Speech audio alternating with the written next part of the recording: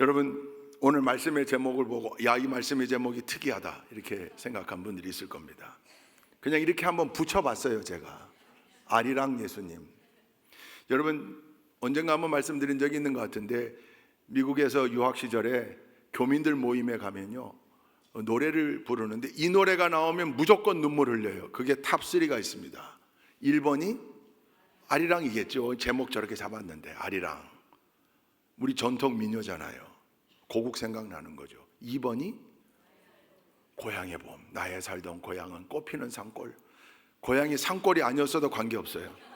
고향이 서울이어도 관계없어요. 다 부모님 생각나고, 여러분 이민 온 사람들의 삶이 참 힘들고 빡빡해요.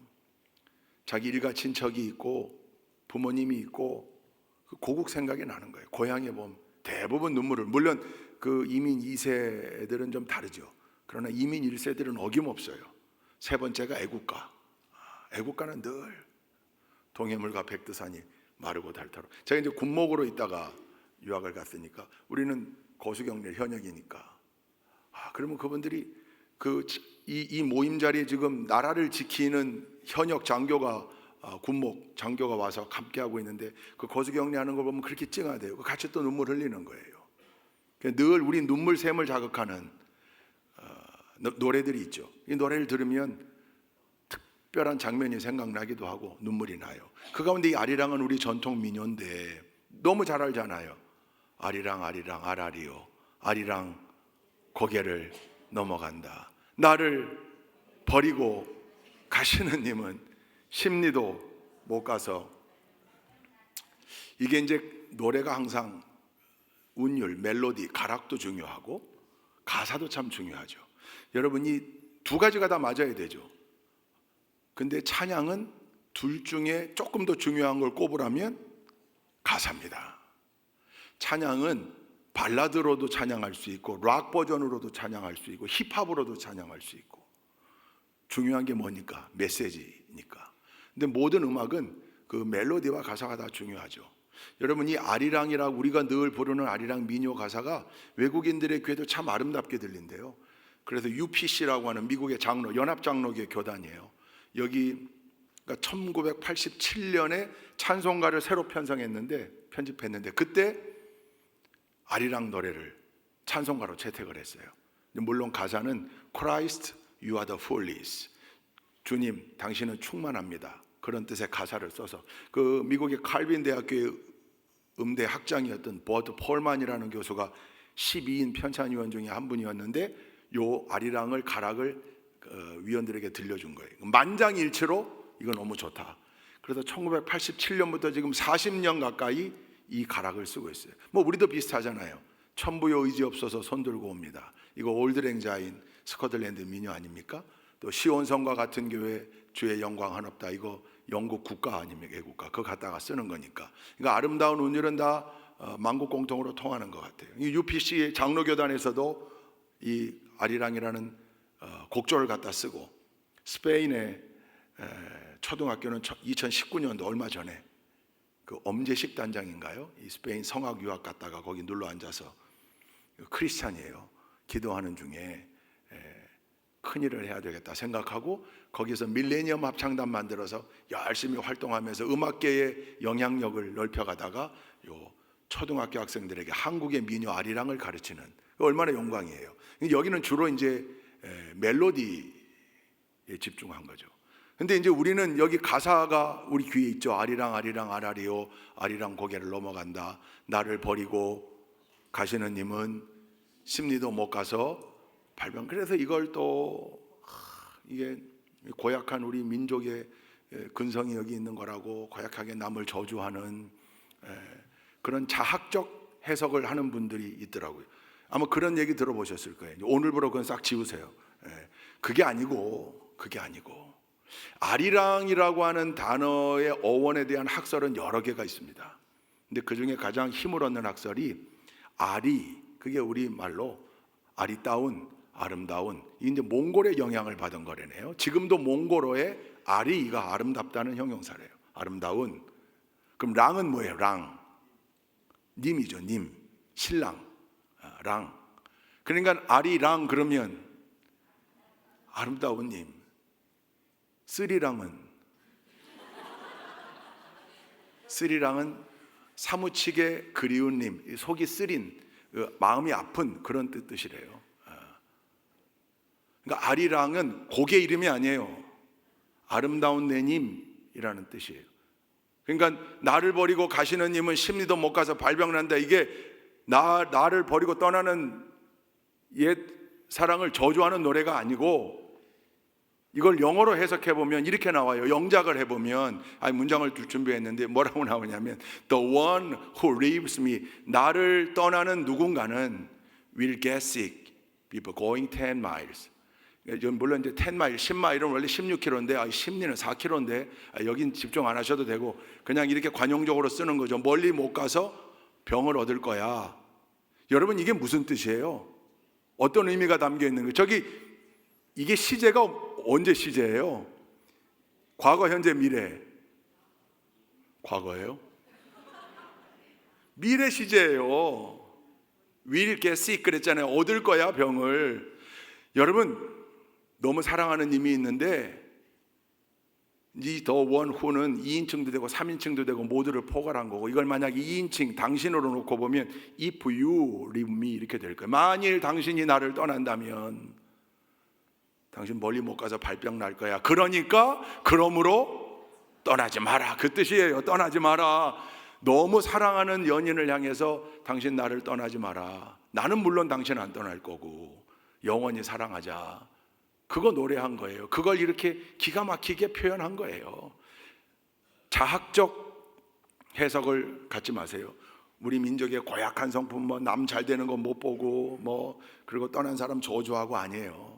지금 현재 너무너무 사랑하고 있는 사이예요. 근데 그렇게 떠나간다면 발병 날 거니까 가지 마라, 그 뜻이에요. 그러니까 아리랑이 곡의 이름이 아니고요, 아리랑이 님이에요. 아리랑 아리랑 아라리오, 아리랑이 고개를 넘어간다. 그게 맞는 표현이에요. 아리랑이 고개를 넘어간다. 제가 왜 이렇게 아리랑에 대해서 설명했냐면 오늘 제목이 뭐예요? 말씀의 제목이 아리랑 예수님. 그러면 요 아리랑의 뜻으로 이 설교 제목을 해석해 보자면 예수님은 나의 아름다운 님 되신다. 신랑도 되시고 친구도 되시고 연인도 되시고 주님도 되시고. 할렐루야. 한번 해보십시다. 아리랑 예수님. 제가 어제 어와나 올림픽에서 응원을 너무 많이 해가지고 밤 목이 아파요. 응원가 중에 유명한 응원가 있어요. 부르는 아리랑 목동. 아시죠? 예. 그것도 비슷한 의미일 거예요. 근데 그 목동항은 비교조차 되지 않는 아리랑 예수님. 여러분, 예수님 앞에 아리랑이라는 수식어를 붙이기가 조금 그렇다 주저되는 분은요, 신앙을 점검해 보세요. 왜냐하면 예수님이 너무 멀리 있어요. 그분께는 예수님이 너무 먼 존재예요. 저 높고 높은 보좌에 앉아 계시는 그저 창조주 하나님 예수님. 그러니까 나와 같은 사람하고 어깨를 같이 하고 나란히 발걸음을 맞추고 서로 사랑하는 사이 말고 그냥 내가 늘 높여야 되는 분. 여러분, 우리의 신앙 고백이 거기서 끝나면 문제가 있습니다. 신앙생활이 성숙되어지면 그 예수님이 바로 내 곁에 계시는 내 친구도 되시고 내 신랑도 되시고 내 님도 되시고, 그래서 늘 그 예수님이, 하나님이신 그 예수님이 내 삶에 관심을 가지고 계시고 내 아픔에 동참하시고 나를 위로하시고 나를 일으켜 세우기도 하시고 나와 호흡을 함께 하시는 분, 나와 사귀고 교제하는 분이라는 신앙 고백이 있어야 되는 거죠. 이게 믿음이고 이게 기적 중에 기적이고, 그 하나님이 내 아리랑 되신다는 게 기적이고, 아니 그 완전하신 절대 주권자이신 하나님이 이렇게 미약하고 비천하고 부족한 나와 같은 존재의 파트너가 되시고 친구가 되시고 동행자가 된다는 사실이 기적 중에 기적이고, 이게 신비고 이게 믿음입니다. 우리 믿음의 고백이 여기까지 가야 우리가 온전한 신앙생활을 하고 있는 거예요. 그저 주님을 저 높이만 두고 나는 늘 이 밑에서 감히 범접할 수 없는 주님이라고 하는 생각을 가지고 살면 아직까지 주님과의 라포가, 친밀감이 제대로 형성되지 않은 거예요. 오늘 말씀의 제목에서 알 수 있듯이 예수님은 늘 나의 아리랑이 되어야 합니다. 내가 늘 그렇게 고백할 수 있어야 그 주님이 내 삶에 깊은 영향력을 미치는 주님이 되실 수 있는 겁니다. 그 의미에서 오늘 말씀의 제목을 아리랑 예수님, 사랑하는 내님 예수님, 절대 떠나가지 않는 내 사랑 예수님, 이렇게 잡아본 거예요. 그러니까 본문이 성경 전체가 돼야 돼요.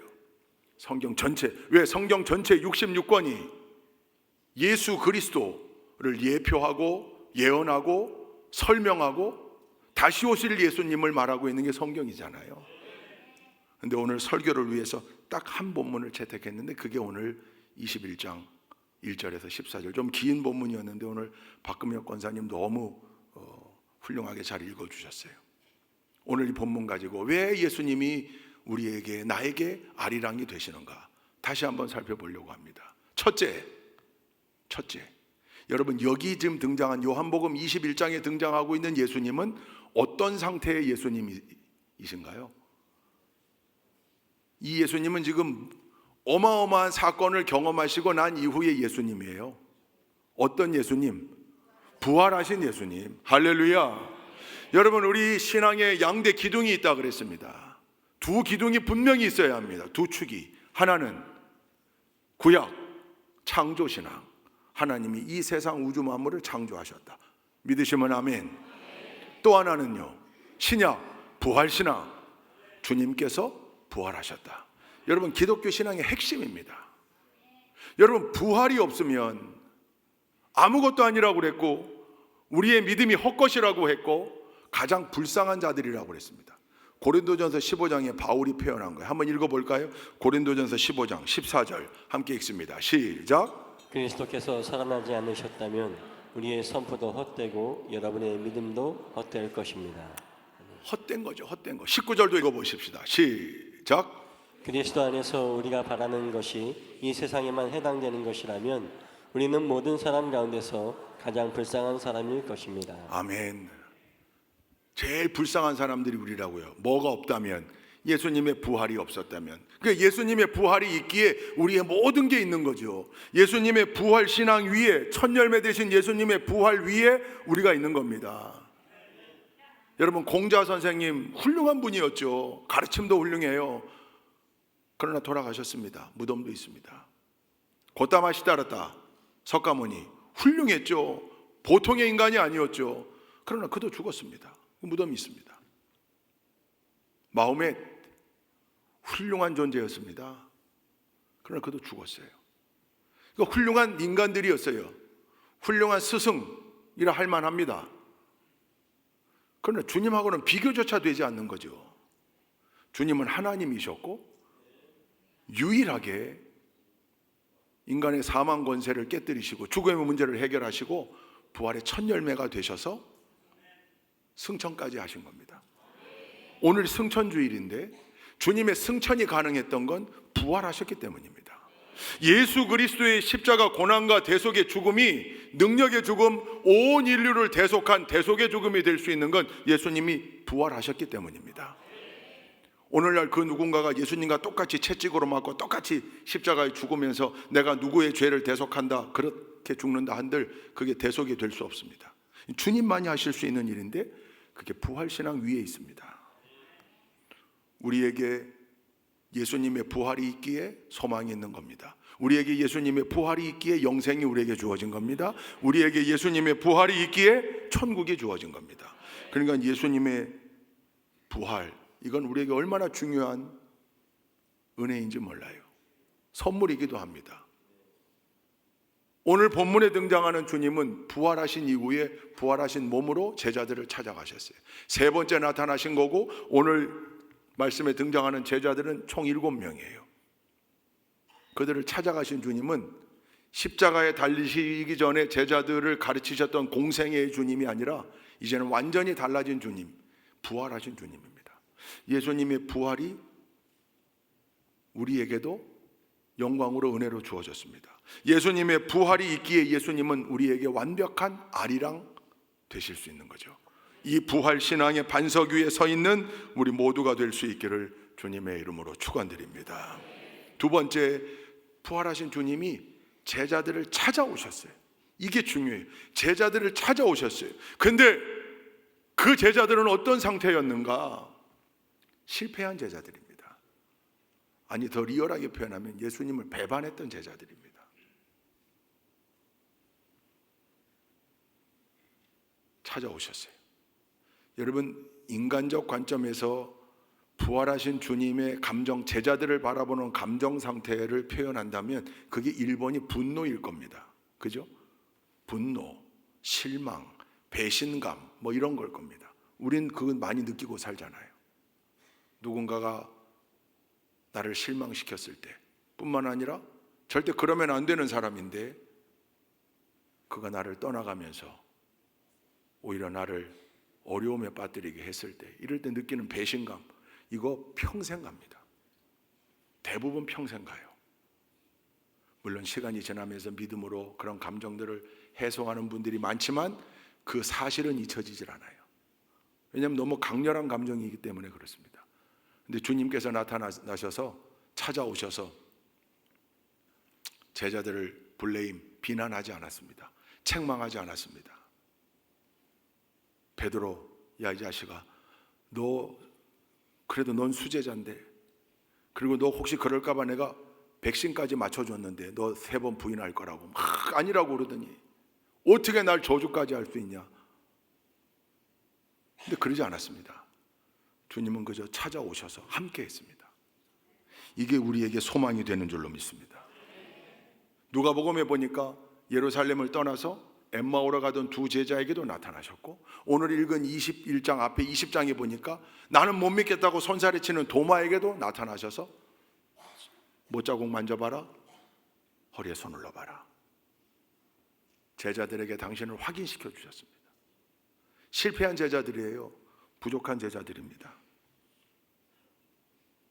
심리도 못 가서 발병 난다가 아니고 내가 여전히 너희들을 사랑한다. 그들을 회복시킨 거죠. 그들을 회복시키는 거예요. 그것 자체가 상처인 제자들을 다시금 회복시키는 거예요. 그들의 감정을, 스스로에게도 실망했던 그들의 감정을, 죄책감의 감정도 있을 거 아닙니까? 그들을 다시 회복시키는 거예요. 회복시키고 있습니다. 우리도 마찬가지잖아요. 인생의 여정 가운데, 신앙의 여정 가운데 늘 넘어지잖아요. 늘 넘어져요. 그때마다 주님이 오셔서 다시 손잡아 주시고 일으켜 세워 주시는 거죠. 그 힘으로 살다가 또 때가 되면 또 넘어져요. 부족해서 그래요. 연약해서 그래요. 근데 주님이 왜 자꾸 넘어지냐 책망하지 않으세요. 다시 일으켜 세워 주시는, 다시 찾아오시는 거죠. 그래서 여러분, 우리에게 소망이 있는 겁니다.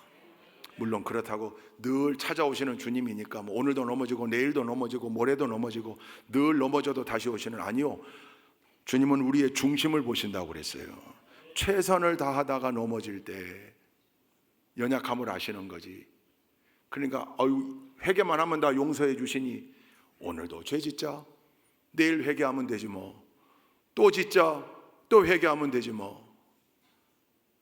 그게 아니죠. 왜요? 우리의 마음을 너무나 잘 알고 있는 주님이시기에 그건 책망받을 짓이죠. 그러나 뜨거운 중심을 가지고 최선을 다하며 살아도 때가 되면 넘어지기도 하고 쓰러지기도 하고 미끄러지기도 해요.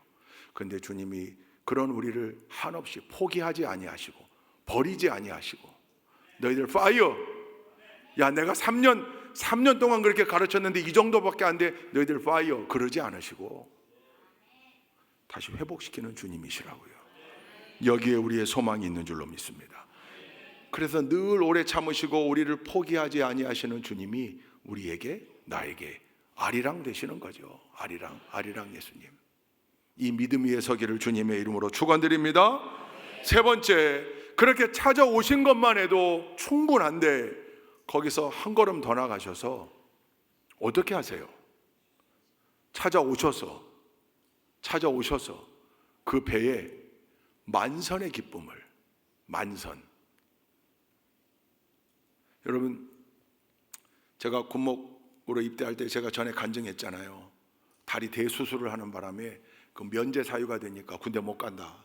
그걸 이제 응답받고 그리고 와가지고 군의관을 뭐 반 설득도 하고 협박도 하고 막 순종하시라고 손잡고, 그래서 제가 군에 훈련 받았고, 저를 보낸 은평감리교회는 아이고 저 다리 가지고 훈련 못 받고 중간에 돌아올 거야 이렇게 생각했는데 무사히 임관했거든요.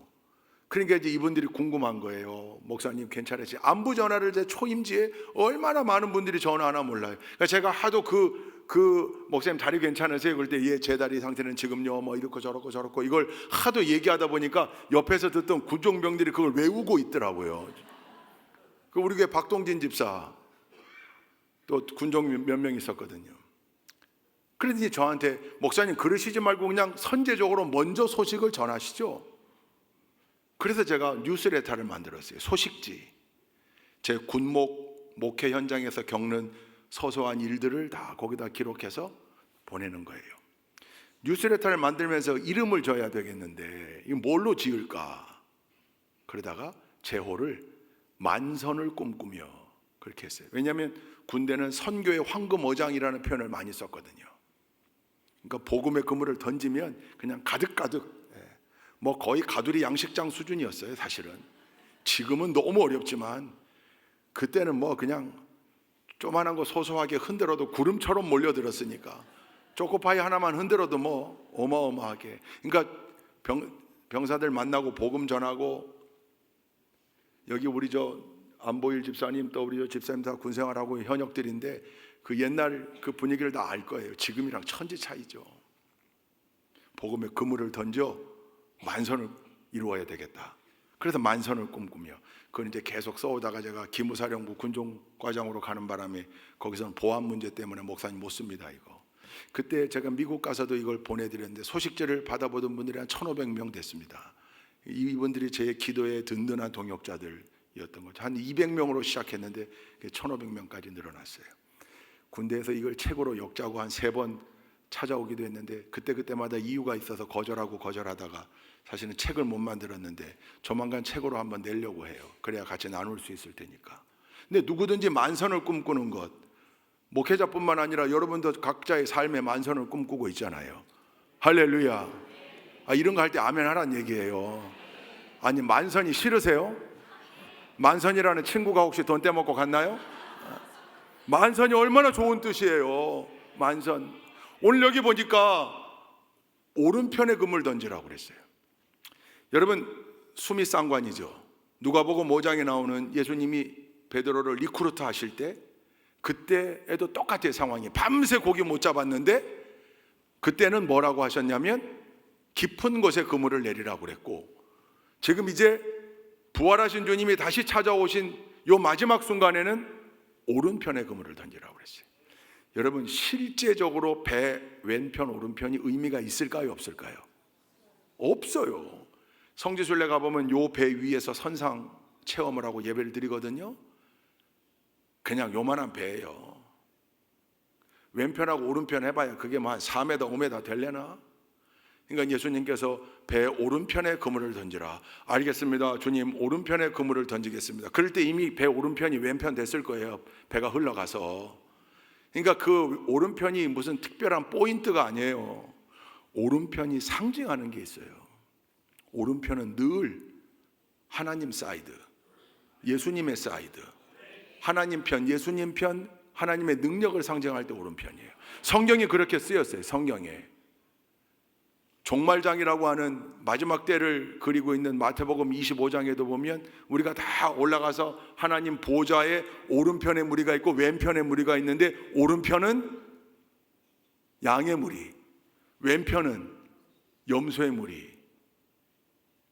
처음 듣는 말씀인 표정인데 한번 읽어보십시다. 31절부터 마태복음 함께 읽습니다. 시작. 인자가 모든 천사와 더불어 영광에 둘러싸여서 올 때에 그는 자기의 영광의 보좌에 앉을 것이다. 그는 모든 민족을 그의 앞에 불러 모아 목자가 양과 염소를 가르듯이 그들을 갈라서 양은 그의 오른쪽에 염소는 그의 왼쪽에 세울 것이다.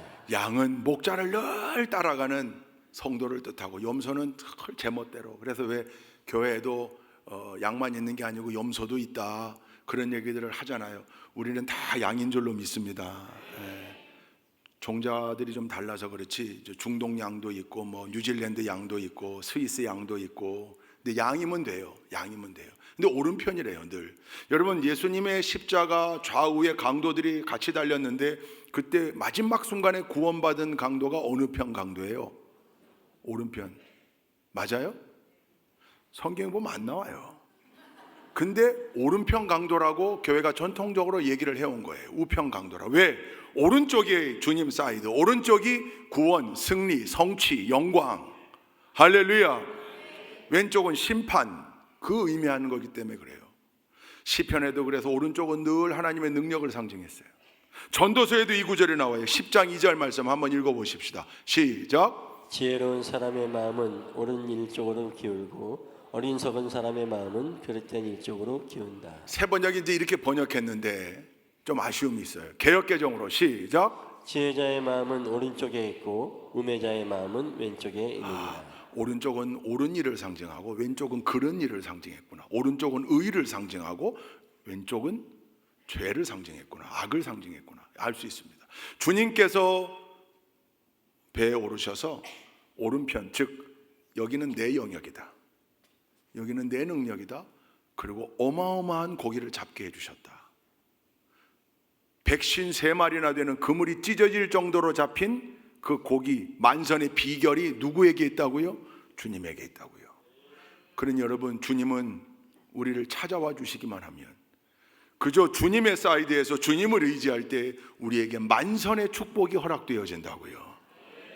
그 만선의 기쁨을 누리는 성도님들 되시기를 주님의 이름으로 축원드립니다. 삶의 자리에서, 학업의 현장에서, 여러분 직장에서, 여러분 사업의 자리에서 늘 만선의 기쁨을 누리실 수 있기를 주님의 이름으로 축복합니다. 그걸 이루게 하시는 분이 누구시라고요? 예수님이시라고요. 그러니 예수님은 아리랑이실 수밖에 없는 거죠. 네 번째, 주님은 그 만선의 기쁨을 허락하신 다음에 또 한 걸음 나아가셨어요. 뭐 하십니까? 오늘 말씀 보니까 무태 먼저 오르셔서 제자들의, 밤을 새 고기 잡던 제자들의 아침 조반을 준비했어요. 숯불에 떡과 생선을 구워 뿐만입니까? 보니까 서빙까지 했어요. 이 무슨 말이에요? 제자들의 육신의 피로를 채워주셨다, 그 말이에요. 주님은 우리의 피로를 다 알고 계시는 분, 우리의 형편을 다 알고 계시는 분. 그래서 우리 주님께, 우리 하나님께 내 삶의 형편을 놓고, 하나님 건강 주세요, 물질도 주세요, 문제 해결해 주세요라는 기도가, 여러분 혹시 이런 기도를 터부시하는 분 있습니까? 그것 또한 위험한 신앙입니다. 이 기도가 너무 자연스러운 거예요. 우리는 자녀이고 하나님은, 주님은 우리 아버지가 되시기에 우리의 형편을 놓고 하나님께 기도하는 것. 다만 신앙생활을 하다 보면 타인을 위한 중보기도의 분량이 점점 커지고 나와 내 가정을 위한 기도의 분량이 점점 줄어드는 현상이 있죠. 왜냐하면 그렇다 할지라도 하나님이, 너무나 잘 아시는 하나님이 이것을 채워주시기 때문에. 그러니 하나님께 우리의 부족함을 요구하는 것, 하나님 채워주십시오. 건강이 부족합니다, 물질이 부족합니다, 사랑이 부족합니다, 지혜가 부족합니다, 하나님 해주셔야 합니다. 여러분, 이렇게 요구하는 일이 너무나 자연스러운 일입니다. 왜? 주님은 이미 아침을 만들 준비하고 계시고 떡과 생선을 구워 우리를 먹이시려고, 그게 주님이시라고요. 여러분, 떡과 생선 그러면 생각나는 기적이 뭐가 있나요?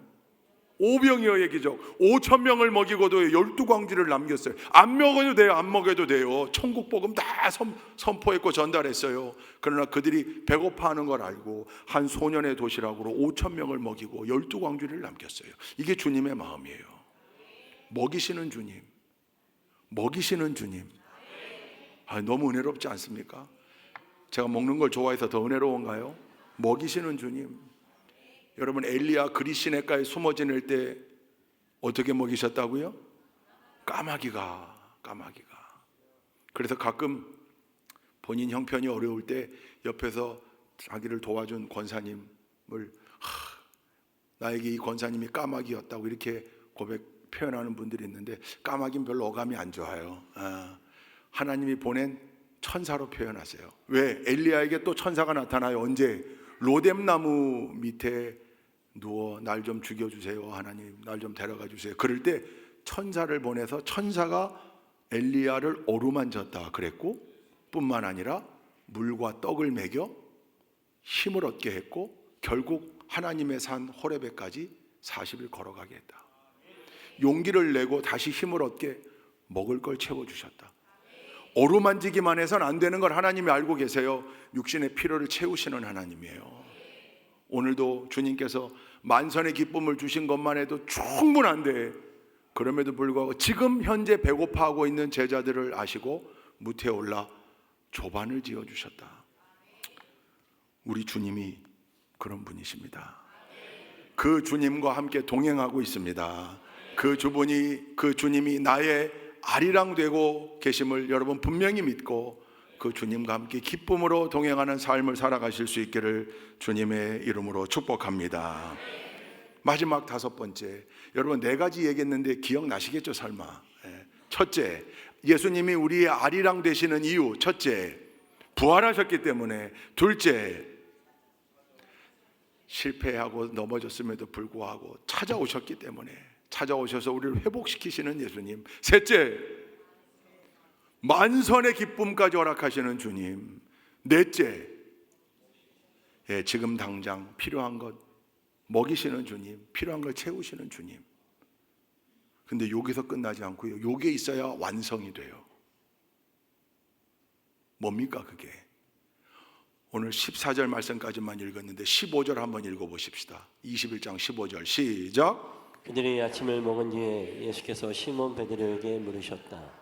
요한의 아들 시몬아, 내가 이 사람들보다 나를 더 사랑하느냐? 베드로가 대답하였다. 주님, 그렇습니다. 내가 주님을 사랑하는 줄을 주님께서 아십니다. 예수께서 그에게 말씀하셨다. 내 어린 양떼를 먹여라. 아멘. 지금 베드로에게, 제자들에게 뭘 주시는 거예요? 뭘 주시는 거예요?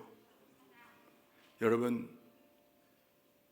내 양을 먹이라는 뭘 주시는 거예요? 사명을 주시는 거예요. 사명. 아이고 주님, 저는 4번까지만 받겠습니다. 4번까지만. 부활하신 주님이 저를 찾아오셔서 만선을 주시고 떡과 생선으로 늘 필요한 거 채우시는 그까지면 됩니다. 제가 5번은 안 받겠습니다. 사명은 제가 여러분, 사명을 받아야 이 회복이 완성이 되는 거예요. 지금은 이제 그런 악습이 없어졌지만 옛날에는 군대의 악습 중에 하나, 기수열애라는 악습이 있었습니다. 기수열애, 그게 흔히 말하는 왕따입니다. 투명인간 취급하는 거예요. 한 내무반 쓰면서도 그 친구 대화도 안 해요. 말도 못 걸어요. 말을 붙여도 대답을 하지 않아요. 그리고 내무반을 위해서 청소도 하고 뭐 일을 해야 되잖아요. 일도 안 맡겨요. 일 못하게 해요. 일 안 하니까 편하네. 그럴까요? 여러분, 이게 사람은 사회적 동물이라 관계 속에서 살아가야 되는데요, 그 모여있는 데에서 혼자만 산다? 이게 영혼이 병드는 일이에요. 왕따, 여러분 아시잖아요. 따돌림, 이짐에, 이게 얼마나 사람을 상처받게 하는지. 일을 안 시켜요. 일을.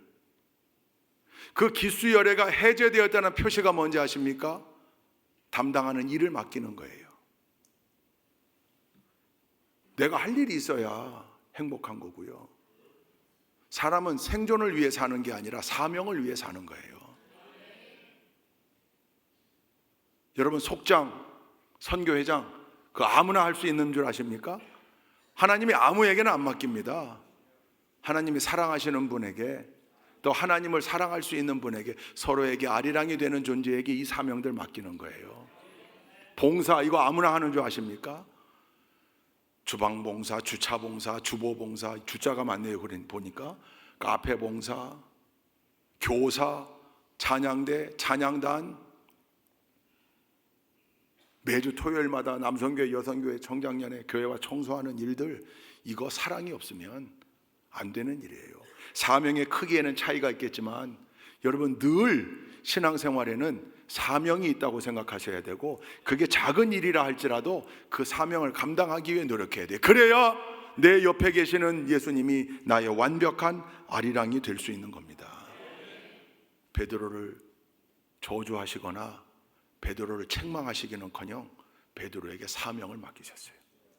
완벽한 회복입니다. 그 순간이 베드로에게 주님께서 다시금 완벽한 아리랑이 되신 시간입니다. 순간입니다. 나와 늘 동행하시는 주님, 주님과 함께 걸어가고 주님과 함께 호흡하고 주님 사랑합니다 고백하고 주님께서도 내가 너를 사랑한다 음성을 들려주시는 이 관계 속에 필연적인 일이 내가 주님의 영광을 위하여 무엇을 할까? 어떤 일을 할 수 있을까? 늘 고민하고 그게 작은 일이라 할지라도 그 작은 일에 최선 다하는 것. 여러분 그때 아리랑 예수님 나를 떠나지도 않을 뿐더러 내가 언제나 주님과 함께 아리랑의 존재로 살 수 있는 겁니다. 우리 좋은교회 모든 성도님들은 이 범주에서 벗어나지 않고 늘 아리랑 예수님을 찬양하며 영광 돌리며 멋지게 사명 감당하며 하나님의 마음을 시원케 하며 사는 복된 일꾼들 되시기를 주님의 이름으로 축원드립니다. 기도하시겠습니다. 좋으신 하나님 감사합니다. 아리랑 예수님 기억합니다. 마음에 새깁니다. 찬양합니다. 늘 아리랑 예수님 기억하며 믿음 가운데 축복 가운데 평강 가운데 살아가는 우리 좋은 교회 모든 동역자들 될 수 있도록 인도하여 주옵소서. 예수 그리스도의 이름으로 기도 올리옵나이다. 아멘.